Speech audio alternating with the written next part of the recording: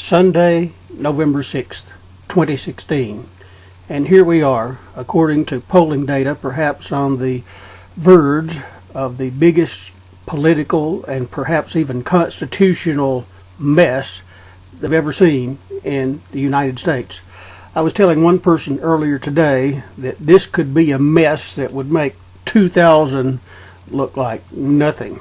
Possibility of legal challenges everywhere. Only 8 people on the Supreme Court, which, that could mean a tie in any decision that has to be made if a case regarding this election were to go to the Supreme Court. It looks like a hell of a mess coming. It looks like the people of America are going to be screwed, glued, and tattooed regardless of what happens. On one hand, you have one party, the Republican Party, who never comes up with any solution to anything. It's the same old tax cuts and deregulation nonsense that hasn't worked in Kansas, hasn't worked in Alabama. It's been a disaster all over the place. And when tax cuts and deregulation don't work, the ideas of conservatives are, well, then you do more tax cuts and deregulation, because if tax cuts and deregulation don't work, then obviously we didn't do enough of it. On the other hand, you have a party that seeks to just tinker with the system. They believe that the system is really, really a good one. It really, really is. You just need to tinker with it a little bit and everything will be fine. And of course, the Clinton camp is going to believe that it's a good system. Why would they believe otherwise? Bill and Hillary have worked the system and have become millionaires by working the system. So of course they're going to believe it's a good system. And so you sort of tinker with the system and hopefully things work out. Well, that doesn't seem to work too well either, does it? Consider Obamacare and what a mess that has turned out to be. And while it is true that some people have gotten a lot of help, the Medicaid expansion probably being the best thing that happened through it, and other people who did manage to get reasonably priced insurance policies, it's been weak tea at the best. Premiums have been rising, and somebody tried to tell me today that that's what the Democrats had planned all along, because now that's going to increase pressure for a single-payer system. Well, if that was their strategy, it was just about the stupidest strategy anybody could imagine. They never thought that there was going to be this wave midterm election in 2010, and they were going to lose the House majority maybe for a very long time to come, because the districts have been drawn by Republican legislatures and most of the United States. It's been gerrymandering. They have drawn districts so that Republicans are almost guaranteed to win.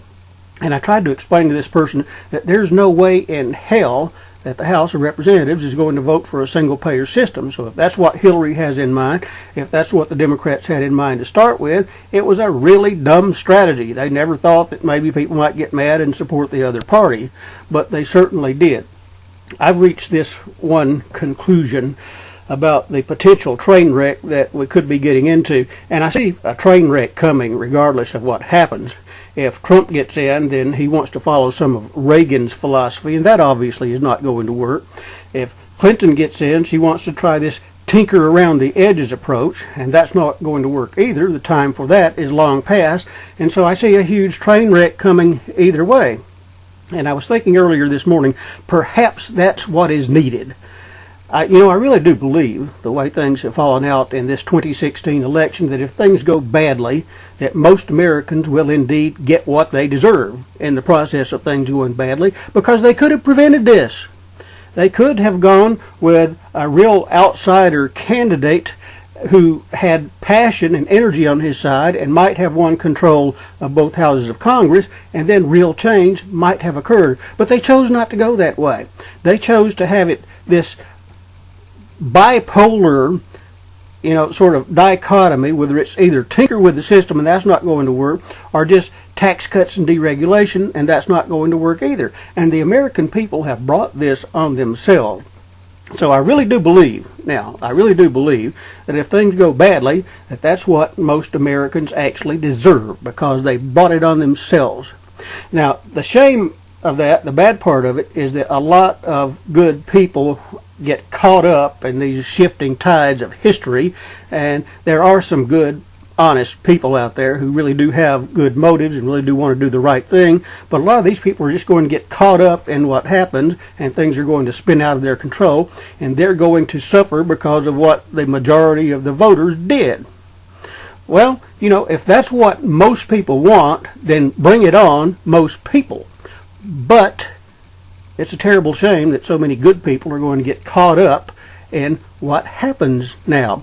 And so maybe the best thing that can happen would be that the thing gets all tied up in court and goes to the Supreme Court, and then the court reaches a split decision, and that doesn't settle anything, so maybe it has to go to the House of Representatives, and then you get this right-wing Paul Ryan in the White House because it couldn't be resolved by the Supreme Court.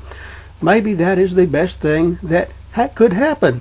Maybe there hasn't been a big enough crisis in the United States to bring about the change that really needs to happen, the changes that really need to happen.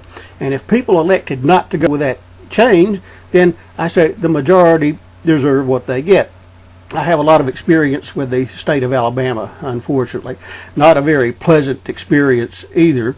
In the state of Alabama, you have these ultra right-wing conservative people and interest groups who control the state government, and most people say they don't support the things that they do, and yet they continue to elect those people.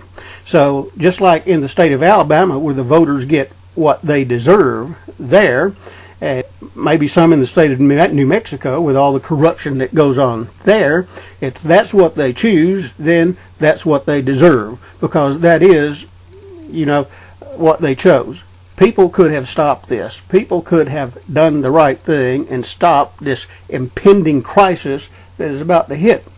And people who are all excited about this possibility of Madam President, they are failing to realize that that side is not going to capture the House, and consequently all these things that Madam Hillary has promised aren't going to happen, even if she gets elected. It's going to be dead in the water. And I had this guy try to tell me that Democrats are going to capture the House. There's not one reason to think so. I've seen in the polling data I've seen the last week, this election appears to be the closest election that I can remember in my lifetime. That's what it seems to be indicating. And so I would say that Democrats have no hope whatsoever of capturing the House of Representatives, even if Hillary does win. So you got 4 years of nothing very good happening. And then if you get Trump, then you got this re-imposition of Reaganomics, and you got 4 years of nothing good happening. And the problem with electing Hillary is that parties never dump incumbent presidents, so she would surely be renominated in 4 years. And so what kind of a choice does that leave? The only other option is to vote Republican, and of course they don't have any solutions to anything. So maybe truly most Americans will get what they deserve, and what they're going to deserve is not going to be very good. I'm immensely concerned about what's going to happen on Tuesday night this coming week, but it's hard to see it coming out good either way. It looks like we're going to be stuck with this huge mess one way or the other. You've got three potential messes. You've got Trump doing his thing. You've got Hillary attempting to do her thing and not getting anything done because of that Republican House majority. And then you've got the constitutional crisis because of a disputed election. And maybe of the three, that is actually the best outcome. In either case, I'm very concerned about what's going to happen in the United States, and I'm specifically concerned about what's going to happen to the millennials, the younger generation, because either way, they're getting screwed over really, really bad. So I haven't decided yet. I don't know if I want to watch this train wreck happen Tuesday night or not. We're all going to find out one way or the other whether we like it or not. But then again, there's something sort of mesmerizing about seeing the disaster in progress, so maybe I will watch. It looks like to me, I see no way we can avoid it, that some really rough times in one form or another are going to befall the United States in the next 4 to 8 years. Now, I do have some hope that after a period of sustained crisis, which could be from anywhere from maybe 4 to 12 years, that the millennial generation will start to vote in greater numbers. Maybe they'll start to vote in one way in greater numbers. Maybe some of the older voters will, drop out of the system, and maybe things can change in that time frame, somewhere between 4 to 12 years. But it's hard to see much hope for the United States of America right now in the next 4 years. It looks like it's going to be one form of bad or the other form of bad. So between those two, just pick your poison, because you're going to get poison either way.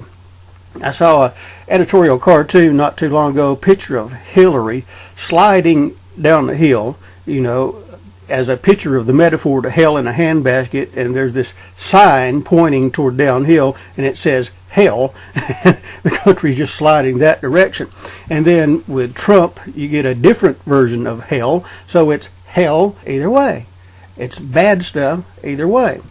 And I say again that whatever happens with this impending disaster, the American people brought this on themselves. Most people deserve what's going to happen because they did not take the time to research the issues. They did not take the time to research the candidates. And you had Fox News, as always, in the tank for conservatism. And then this year you had basically the rest of the media carrying water for Hillary Clinton. And you turn on the nightly news and what you see, okay, here's the latest news. And the latest news is Hillary, Hillary, Hillary, Hillary, Hillary, Hillary, Hillary. Time Warner, NBC, CBS, ABC, all the mainstream outlets, they're in the tank for Hillary. Fox is in the tank for conservatism, whatever conservatism turned out to be. They've had a hell of an argument about conservatism over this election season. So it's hard to see anything really good coming out of this election, this impending disaster. It is possible to see a whole lot of bad coming out of it. It's, as I said, probably a big train wreck. And it may be that the best outcome from Tuesday night would be a huge constitutional crisis, and then who knows what happens after that. Anything could happen, but it's hard to really see a good scenario. So here we go into, as I said, possibly the worst political crisis and maybe even a severe constitutional crisis, and the voters of the United States of America brought it on themselves. A couple of things you can be pretty sure aren't going to happen. There isn't going to be any substantial gun control legislation, so because politically it just can't happen, and so you continue to have all these nuts and crazies running around doing what they do, and school buildings and other places have to be turned into something resembling jails in order to try to keep people safe, and I detest that idea, but what else can you do to protect against violence? I guess we just all have to learn to dodge bullets. And then there's the health care situation. Trump gets in, he may reverse some of the good things that have done, and millions of people could get hurt that way. Hillary gets in, and you have the same situation that exists right now. It's locked in for multiple years to come because of a Republican House majority, and those people are not going to support a single-payer system. So get ready for a very rough ride. In a sense, it would almost be funnier to see Trump win. If you accept the fact that things are going to hell anyway, it would almost be funnier to see him win, and all of the Obamas and the Clintons and the media sort of have to kowtow to this, and you see all the media panic, the columnists, Eugene Robinson, Leonard Pitts, and all those, see those people just going absolutely nuts, which would what we would really happen. So maybe one good thing that we could hope for is at least a little bit of entertainment. If you accept that policy isn't going to work out and that things are going to be bad, maybe it's better if we get a big laugh, if it's funnier. Well, here we are on the verge of a crisis. It's hard to see how this is going to be anything but a crisis. And in terms of what actually happens, I will only say, I don't know if I'm going to say good luck to us all, but I will say good luck to a lot of us who hope for a better day. To those of us who really truly hope for a better day, who see what the problems are and know what needs to be done, to us, good luck to us all. And that's the way it is. September 6th, 2016. November 6, 2016. We could be on the verge of another day that will live in infamy. November 8th, 2016. But to those of us who have hope for a better day, I simply say, good luck to us all.